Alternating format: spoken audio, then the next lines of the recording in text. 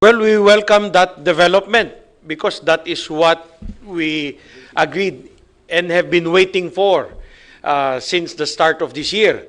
They filed resolution of both houses number 6. And in fact, if we backtrack that resolution of both houses number 6 filed by the Senate President, Mig Subiri, even gave it a timeline that they will pass it this March. So the House, we are patient enough in waiting for them to pass it this March. So maghintay po ang House. So we would like to thank our counterparts in the Senate for finally sitting down as what we were requesting. Let's bring it up to a higher level of discussion, particularly, which is the meat of the matter, the economic amendments that has to be made to help this country. The economic amendments to update that 37-year-old Constitution. So, maghihintay po kami. Nagsabi naman po ang Senate President na gagawin nila to, ipapasa nila by March, so the House of Representatives will have that patience in waiting for them to transmit it to us before our Holy Week break. Maghintay po kami.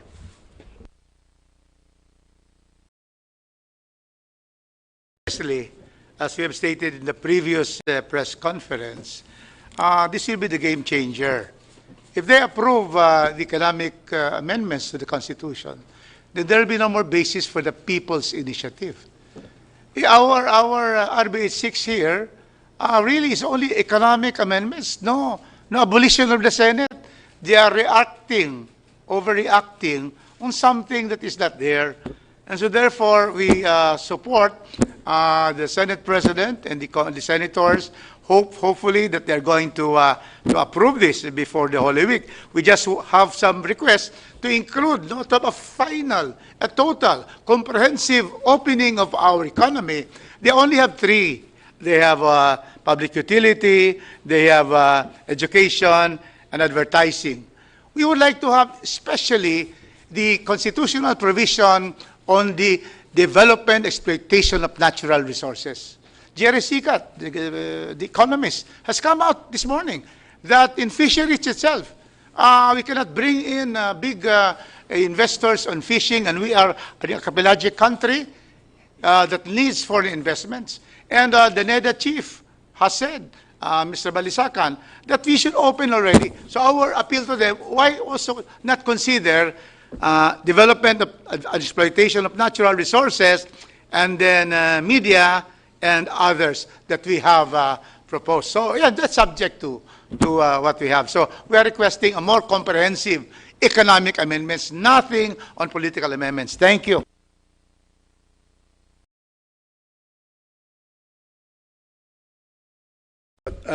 Dadagdagan ko lang, dadagdagan ko lang kasi this is a welcome development, no? Tayo po'y nasisiyahan dahil at last, no, may schedule na, madidinig na itong RBH 6.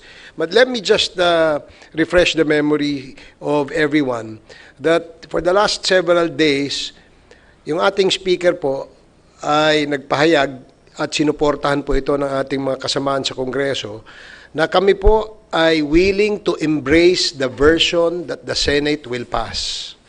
Dahil po sa Senate po manggagaling yung version ng economic amendment sa ating Constitution, therefore, they will be assured that we will not take up any political provision for that matter.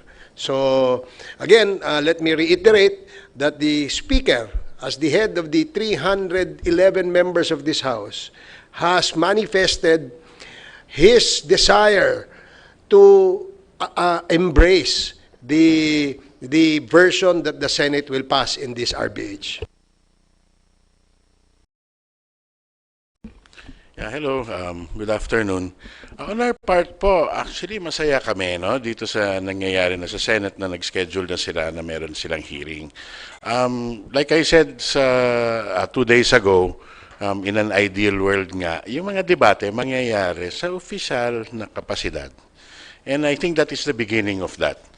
Now, any start is just to start it is good. If it ends up in whichever mode that is agreed upon by both houses, ang sabi ko kanina sa meeting, ang view ko doon is, alam mo, minsan yung debate mas importante sa resulta. Mapalitan man o ang konstitusyon o hindi, ang maganda yung napag-usapan. No? So that is our view. We already are on record as to what our views are towards this. Makikita nyo naman sa record natin yung mga pangalan namin, lahat, na panindigan na rin namin. And we're looking forward to that happening also in the Senate. Maski ano man ang desisyon nila, nandun din naman ang mga pangalan nila at ang mga stand nila. So yun. And we respect them. A lot of them were our colleagues. And I think this is the start of things simmering down and getting back to work. So we welcome it very much. Thank you.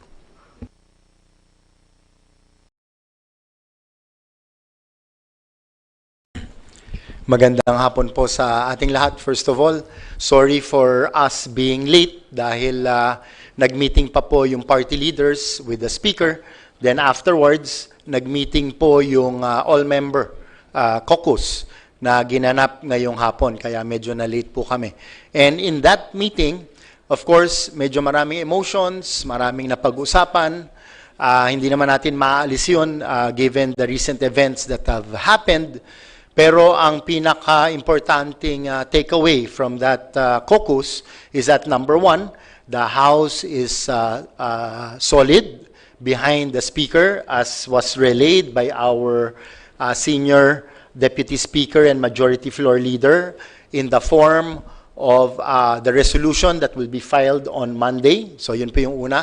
Pangalawa, kahit na medyo nasasaktan yung ating speaker, ang instructions niya po sa ating mga kasamahan dito sa House of Representatives ay wag nang palakihin yung issue, tayo po'y magtrabaho na. Nang sa ganon ay yung ating trabaho ay talagang pakinabangan ng ating mga mamamayan. So yan po, in so many words, ang instructions ng ating speaker, and we're very happy na ditinggin na ng Senate ang RBH 6 para magawa na rin po namin ang aming counterpart dito sa House of Representatives at mapag-usapan na po ang pag-improve ng ating konstitusyon nang sa ganon ay mabuksan ang ating ekonomiya for more investments, better jobs, and better lives for our people. Yun lang po at maraming salamat.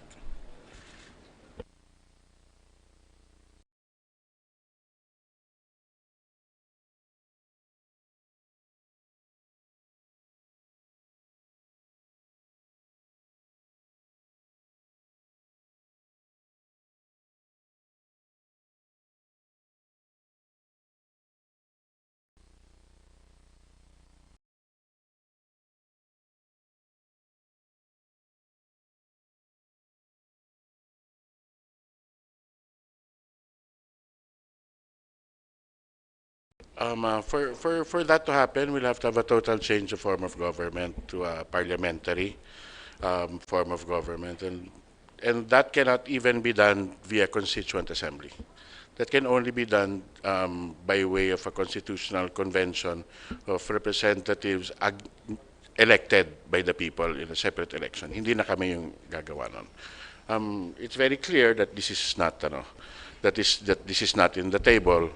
To give a little bit of history, yung RBH 6 na version ng House does ask for a convention. But the reason that this version of the House was to ask for the conversion this term was because last term, if you recall, like I said, I personally faced you all on the same topic also. The offer naman of our former Speaker Lord was Constituent Assembly, economic provisions only, voting separately, at hindi rin tinanggap. So ang thinking this term was, Okay, kung hindi nyo gusto yon, ay subukan naman natin itong isa. So, kaya ganon yung version ng RBH 6 ng House ngayon. So, with the latest developments naman, ang sinasabi na nga is, kung ayaw ninyo rin ng RBH 6 namin, yung RBH 6 naman ninyo. Parang maumpisahan na lang. Thank you. Can I say something? Yep. Yeah, thank you. With relation to the question of Tina, no? Yeah. I think what we see is the narrative against progress and development is consistent. So, gusto nilang lagyan ng political color yung constitutional amendments na pinupush ng House of Representatives. When in fact, on the table are purely economic amendments. This was the same argument and threats posed by the Senate na sinabi na i-abolish daw sila, matatanggal daw sila, tapos ito naman sinasabi na to perpetuate power, etc., etc. You know, it's really the same narrative being thrown against the proposal to push for charter amendments. But, you know, like what Jack has mentioned earlier and the other colleagues have been parroting since, you know, we fought for this. You know, how long do we have to wait? We're in the same level as Cambodia already. We're 8th from the last. When do you want to actually realize the full potential of the country? So we're happy with the development of the Senate. We look forward to them having discussions quickly. Let me emphasize quickly kasi Majo mentioned a timeline earlier, although I'm quite concerned because when I heard the statements of Senator Coco Pimentel, ang sinabi niya, parang kakailanganin ng mahigit 1 taon to sa Senado para pag-usapan. So, siguro yun ang kailangan natin malaman mula sa mga kaibigan natin sa Senado, yung timetable. They gave. So, we'll hold them to that, March. Regarding, to add to that, yung sinabi kong timetable, hindi po kami nagbigay nun, ha? May records na nag-issue ng statement po yung Senate President at sinabi nila, Senate President Mig Subiri, na tatrabahuin nila to at they will try to have it for March para i-transmit po sa amin. So, sa kanilang timetable to, hindi po sa House of Representatives. In fact, this development is a welcome development for us. Kung matransmit nila sa amin ng March, nandito na sa amin yung bola, tatapusin namin para pwede na natin ipresenta sa taong bayan for a referendum. Pagbubotohan na ng tao. Ngayon, yung mga ibang agam-agam na may people's initiative, hindi na po magagawa yon kasi isa lang po pwedeng initiative for every 5 years. Now, with regards to the suspicion that we are trying to do this to have somebody become a prime minister or something, records will prove, tingnan po natin ano yung transmit ng House of Representatives sa Senado. Hindi po yung sikreto. Those are public records. Anong transmit ng House of Representatives sa Senado? Resolution of both Houses number 6, authored by 302 congressmen, Constitutional Convention to amend the economic provision. So wala pong nilagay doon na political. So I do not know kung saan po galing yung political, klarong-klaro po sa transmit ng House of Representatives that is for economic provisions that we really feel that in each and every Congress, sa lahat ng speaker na dumaan dito sa House of Representatives, we're trying to push to update that 37-year-old Constitution. So, siguro balikan po natin, I'm challenging those who are accusing the House of Representatives of trying to put in this, pushing for this uh, constitutional amendments or changes in our Constitution to review. Pakita nyo po yung dokumento na nagsasabi na we are pushing for those type of political changes. You present.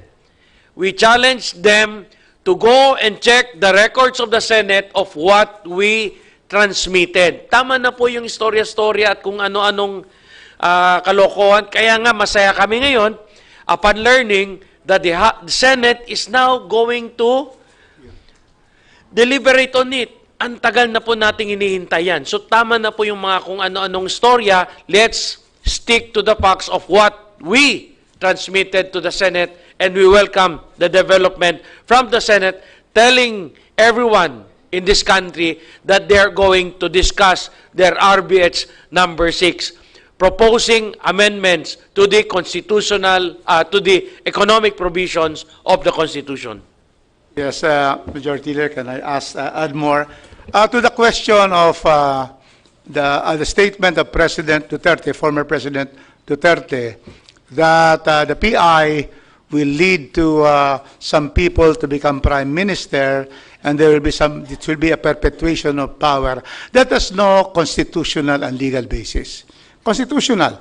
People's initiative cannot change the form of government or the system of government. We are unitary. We cannot change it to federal through people's initiative because revision na yan eh.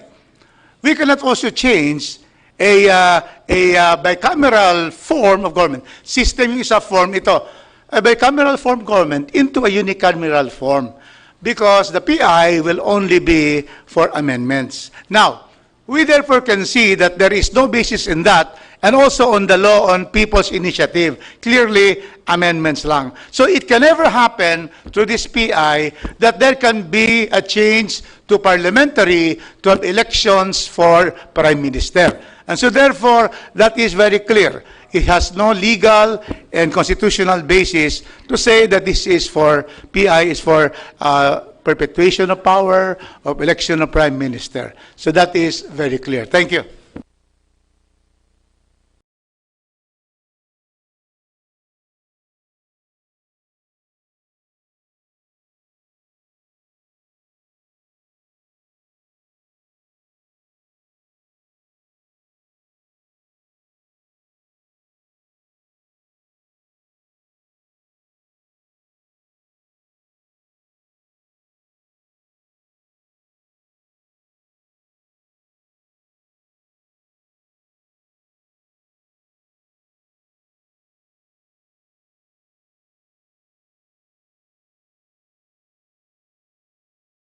I guess nasa akin yung mikropono. I think si Mayor Baste already gave a statement. Nag-statement na siya, nakita ko sa front page kanina. Irespetuhin na lang yung statement niya. No, hindi na para hindi pa tayo maglagay ng gasolina, di ba? Sa ano. May statement na po siya eh. So, ako personally, I'll just leave it at that.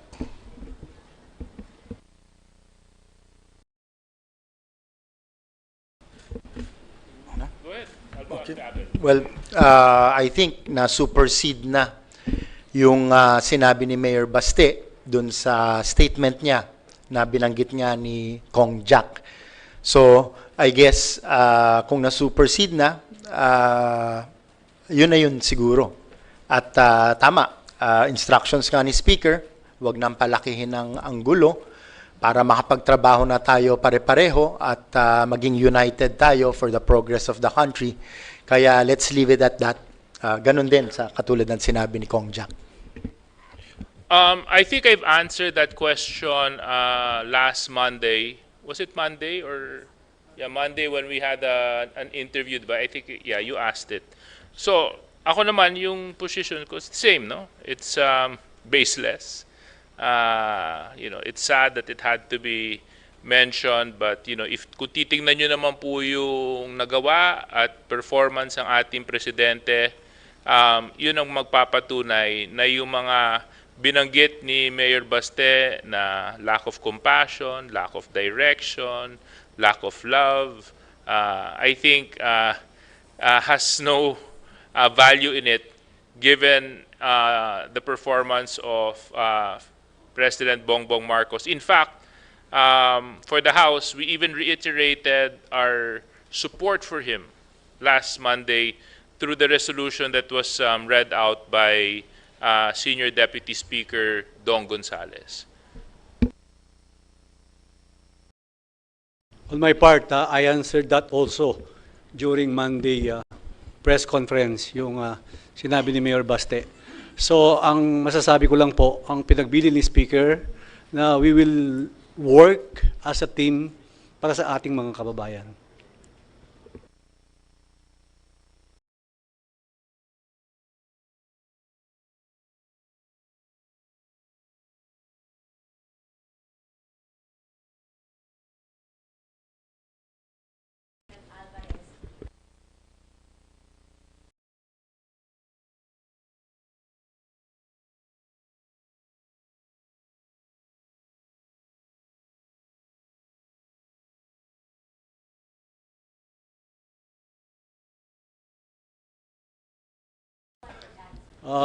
Sige, okay, kayo. si John, ikaw na. Sige Hindi, ako gusto sagutin. Taga Mindanao ako eh. ka. Yung dalawang taga Mindanao. Taga Mindanao. Ay, tatlo. Apat, Mindanao. apat. Yung apat taga Mindanao. Kami. Ilan ba kami taga Mindanao? 1, 2, 3, 4. Kami taga Mindanao. Bakit? That is their opinion. We don't share the same idea. Ayaw namin humiwalay unless paano, hindi ko nga maintindihan ang statement nila. Gusto nila humiwalay kasi wala. According, the last time we checked, according to DBM, yung isang distrito nga, 51 billion pesos. Anong ihiwalay? Dahil nakakuha ka na ng 51 billion pesos at yung mga ibang distrito napabayaan nyo at hindi nyo naalagaan. Tapos, iniisip nyo, sarili nyo lang. Bakit naman ganon? No? So why I don't see right now we're good and I don't see any benefit for this country, for Mindanao to separate. Tapos pag titingnan mo ng buo, hindi maganda sa ekonomiya na hihiwala yung Mindanao, maiiwan eh. So I still believe that we have it is of more benefit that Mindanao be part of this republic. Pag humiwalay siya, madidihado pa. Okay lang siguro yung mga nakakuha na ng 51 billion pesos na sa kanilang distrito o sa kanilang syudad. Paano naman yung mga wala pa? Ihiwalay nyo na. So, I disagree with them. Good afternoon. Tinitingnan ko yung seal ng house. Tanggalan ng isang star yun, dalawa na lang. Luzon, Visayas, Mindanao yan. Magtanggalin mo, dalawa, pangit-pangit. Going back to history. Alam niyo po, yung Mindanao Independence Movement, nangyari po yan sa Cagayan de Oro. Buhay pa po ako, namatay na yung tatay ko. In fact, mayroon po akong passport noon. And it was started by a former mayor, and I think member of the Itirim Batasang Pambansa, na ilo-launch na yun para for his presidency. Pero hindi talaga naka-take off. Oo. If I'm not mistaken, it was the late mayor of Cagayan de Oro, Ruben Canoy. And kinausap din niya ang tatay ko dyan. My late father was a congressman then about his plans of being a president. That was his slogan, Mindanao Independence Movement. Pero hindi naka-take off po yun. As I said, may dollar pa sila, mayroon pa silang passport na gagawin yon. Pero doon pa lang, it was just only a slogan for him for running, probably for the presidency or Senate. Wala nang iba. Pero kung sasabihin mo pihig or talo sa releases, I don't think so. I don't think so now, Mindanao, lalo na ngayon. No? And probably it's another propaganda na lang na dapat ginawa na nila sa previous administration. Bakit ngayon? So, as a Mindanaoan, no? My province, sa Lone District of Camiguin, hindi papayag doon. Kasi kung talagang totoohanin nila, ang Camiguin po, babalik na lang sa Visayas. Gusto ko nandun pa sa Star ang Camiguin. Thank you. Malayo yun. Kung Ace, going back to history, ang Camiguin po, pumasok yung mga Katsila. Yung simbahan po ng Camiguin, kasama po sa Visayas. When ginawa yung Misamis Oriental or Misamis and Cagayan de Oro, kinuha yung Camiguin as part of Mindanao. But originally, Camiguin was part of Visayas. Thank you. Ako naman, I was asked earlier about that, yung secession move, no, and proposal. Ang aking sagot ay simple lang, no. Ito'y dapat pinag-aaralan. No? Ito ay hindi dapat, kasi marami pong proseso ang gagawin dito. Ang usapan pirma lang. When you create another, you remove Mindanao from the Republic of the Philippines, that would probably entail a revision of the Constitution. Isn't that correct? So ngayon, dahil pirma lang naman tayo, no, so wala namang political provisions at the moment, sa tingin ko, no, they probably have, the proponents probably have some idea on why they are pushing for this, no? Personally, my opinion is that I don't want to shoot it down right away because pag-aralan, tingnan natin, di ba? If this will redound to more benefits for the people, bakit naman hindi? But as it is today, medyo sa tingin ko malabo pa. Malabo pa yon. At because malabo pa yan, at hindi yan ang ating priority, dapat siguro pag-usapan natin muna yung more important matters at hand.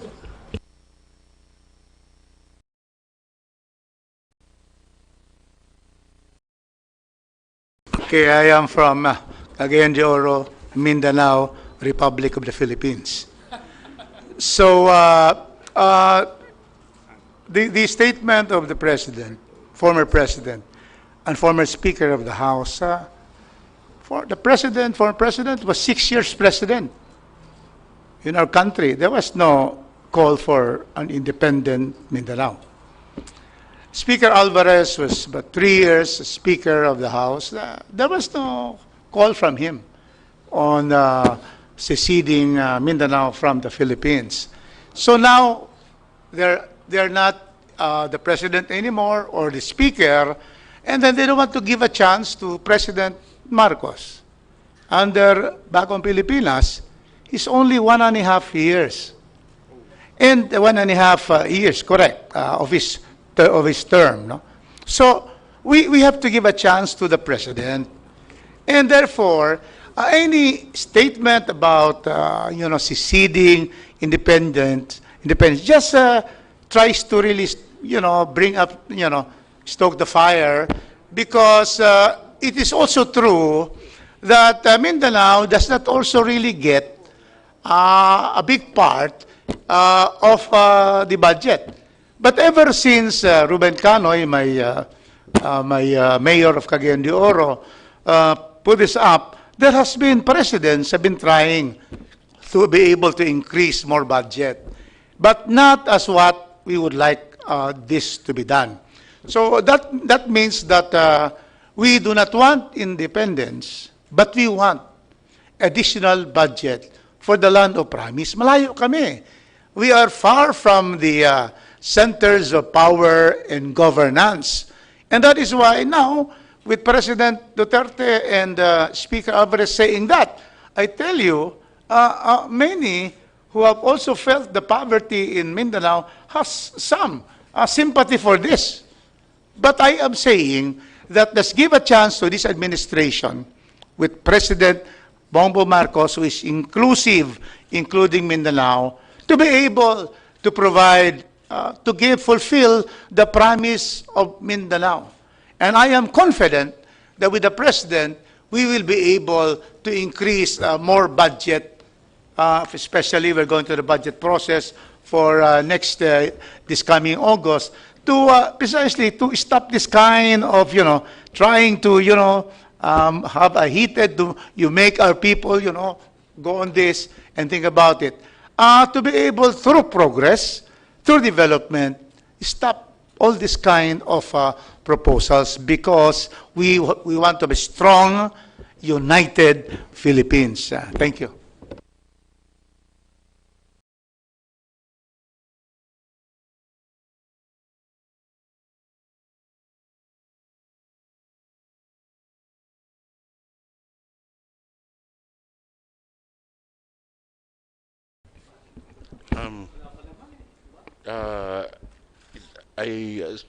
Nothing has been filed. So I think at this point in time, there's nothing to challenge. Premature for the former president to file anything. What is happening now is that there are signature gathering upon explanation to the people why we need this for change. And so it becomes, there's no justiciable question. That is the word that would bring a matter to the courts. No? What is a justiciable question? On controversy, a present controversy. Yung pagpapirma, yung pagsign ng mga tao, that is their right. A right to sign. Now, wala pang petition. Pag-file na petition, premature pa rin, because the petition is not, it's not sure it will be approved by the COMELEC on sufficiency of the petition. So it cannot be filed. So when there possibly be a filing, when the COMELEC will state that there is sufficiency of the petition, and when they declare that, they declare within 60 to 90 days the plebiscite. And then probably they will go to court and state, go against the executive secretary to be able to stop the plebiscite. But at this time, wala eh. All the cases against these political exercises goes into when it is approved by the proper body, the COMELEC. And so therefore, we are saying that premature, let's wait. There are signatures that have been signed. It will be filed. They will have to have a hearing and validation of this. And then probably later they can also file. I am sure any petition now will be dismissed by any court. And thank you.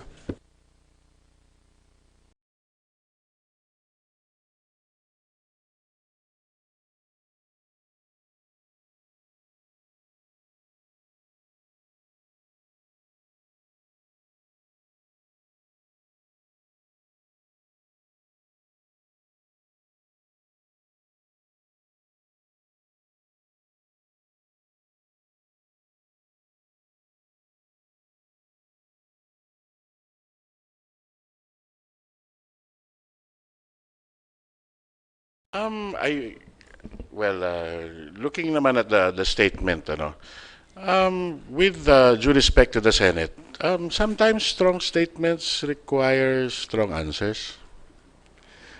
So, hindi naman nakakasakit. Strong, yes, but that only shows how serious we take it.